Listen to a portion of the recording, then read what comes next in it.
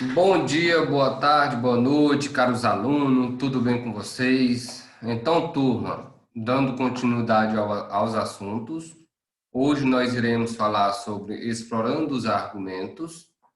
Esse assunto já são os primeiros assuntos do quarto período, tá? Observe bem que as páginas são muito próximas uma da outra, que às vezes pode confundir o aluno. Mas o fundo é diferente, o fundo do slide é diferente. Observe esses pequenos detalhes e as páginas que dá para perceber que o assunto é diferente, certo? Então, como de costume, a primeira é a identificação, o nome da escola, do professor, a disciplina, a direção de estudo, a referência do livro e a parte do qual vocês poderão ter um norte, ter uma base no livro didático que vocês têm na casa de vocês, que todos receberam da escola. Página 99, a página 102. Explorando os argumentos, contribuições da lógica aristotélica. De início, já dá para perceber que Aristóteles foi o fundador da lógica, né? Dos princípios, das fundamentações, das diretrizes dos argumentos, ou seja, as premissas e a conclusão. Aristóteles, 384 a 322 a.C., foi o primeiro pensador a realizar um estudo sistemático dos tipos de argumentos. Ele lançou as bases de boa parte do que desenvolveria diversos outros estudiosos nos séculos seguintes, em termos lógicos. Por isso, o filósofo grego é considerado o fundador da lógica. Aristóteles entendia que a lógica podia ser uma ferramenta ou instrumento importante na busca do conhecimento verdadeiro. Eu já havia falado em outros estudos anteriores, tá? Que o argumento é aquela questão que tem um norte, né? Tem um início, um meio e um fim. Não é uma coisa de qualquer maneira, de qualquer forma.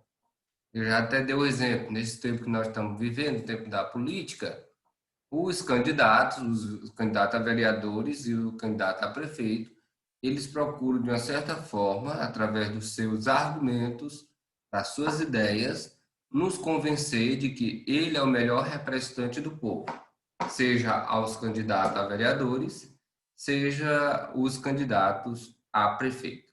Então, dependendo da argumentação, dependendo da oratória, você pode se convencer e terminar votando naquele candidato, devido à boa conversa que ele teve com você.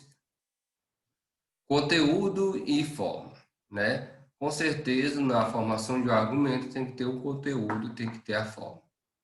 É possível desenvolver uma infinidade de raciocínios e argumentos com conteúdos diferentes e sempre estão surgindo novos, né? Sempre existe conteúdo no argumento. Então, o argumento pode ser mudado, pode ser quebrado, pode ser se aperfeiçoar ou ter uma nova diretriz, né?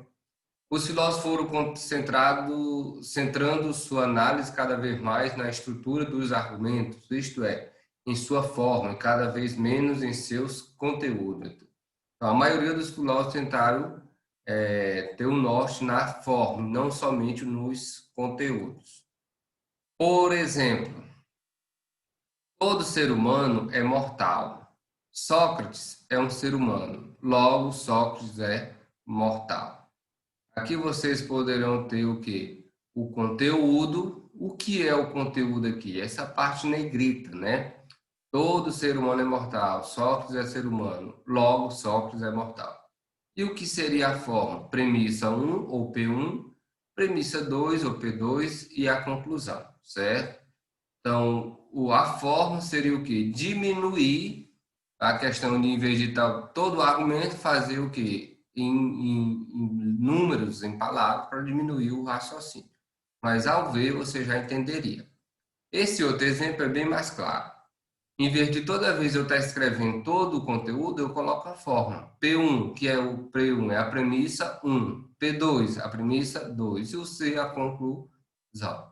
Todo mamífero é vertebrado. A baleia é um mamífero. Logo, a baleia é vertebrada. Então, você pode ver que essa parte vermelha são o quê? A forma, né? Para diminuir. Como a forma do ácido, do carbono, a tabela periódica de química, né? Aí, se você fosse colocar o nome, seria muito grande. Então, eles colocam a forma H2O, por exemplo, da água. Se fosse botar o nome, seria muito grande, né? Hidróxido, não sei de que, não sei de que. Aí colocar a forma para facilitar o raciocínio e o entendimento. Beleza? É mais ou menos daquele jeito. Analisa a tabela periódica com as fórmulas, ou em vez de fórmula, veja o conteúdo. Seria mais difícil você estar escrevendo o nome todo daqueles substâncias. Então, colocando a fórmula é muito mais simplificado. Beleza? Foi especialmente a partir do século XIX que os lógicos passaram a usar cada vez mais a linguagem artificial ou formal, isto é, aquela que emprega letras e símbolos em vez de palavras, dando origem à chamada lógica simbólica ou matemática. Então, foi o que eu acabei de falar, né? No decorrer dos anos, do tempo, as pessoas foram deixando um pouco o conteúdo e foram mais ligando nas fórmulas, nos símbolos, né?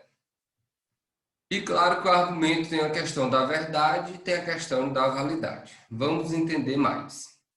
A distinção entre forma e conteúdo nos abre as portas para a compreensão de outros dois conceitos fundamentais em lógica, validade e verdade. Vejamos este argumento. Exemplo: todo ser humano é mortal. Meu cão é mortal. Logo, meu cão é um ser humano?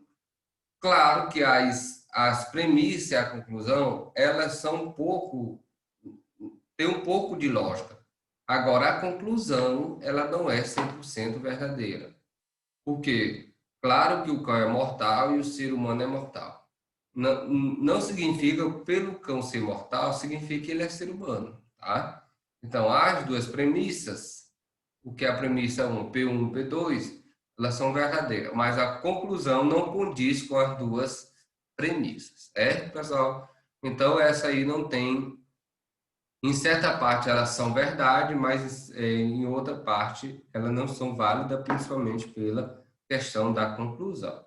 Pelo fato do cão ser mortal, não significa que o cão é ser humano, certo? E a mesma coisa, pelo fato do homem ser mortal, não significa que o homem é cão, né? E por aí vai. Os argumentos têm que ter um sentido, uma lógica, uma linha de raciocínio. Verdadeiro ou falso? Verdadeiro ou falso? Estamos nos referindo ao conteúdo das proposições. Por exemplo, todo ser humano é mortal. É uma proposição verdadeira. Meu cão é um ser humano. É uma proposição falsa. Pertence, portanto, ao contexto da descoberta das proposições, isto é, ao processo que leva à sua concepção e aceitação. Mais ou menos falar o que é verdadeiro e o que é falso, que eu acabei de falar no slide anterior. Válido ou inválido? Por que o argumento é válido e por que o argumento é inválido? Estamos considerando as relações formais estabelecidas entre as premissas e a conclusão de um argumento. Pertence, portanto, ao contexto da justificação dos argumentos, isto é, ao processo de correção lógica diretamente vinculado ao apoio que as premissas oferecem à conclusão. Observação: o conceito de validade definido até aqui refere-se aos raciocínios ou argumentos dedutivos, pois é deles que estamos tratando primeiramente. Mais adiante estudaremos também os argumentos indutivos, já abordados na seção analisando a situação, nos quais os termos técnicos válido e inválido não se aplicam em um sentido estrito. E, por fim, aqui é a nossa atividade da página do 102, tá? Da primeira à sexta questão. Você acompanha no livro para você estar respondendo e mandando. Mas eu vou mandar o áudio para vocês estar se baseando. De já, muito obrigado pela atenção e bons estudos.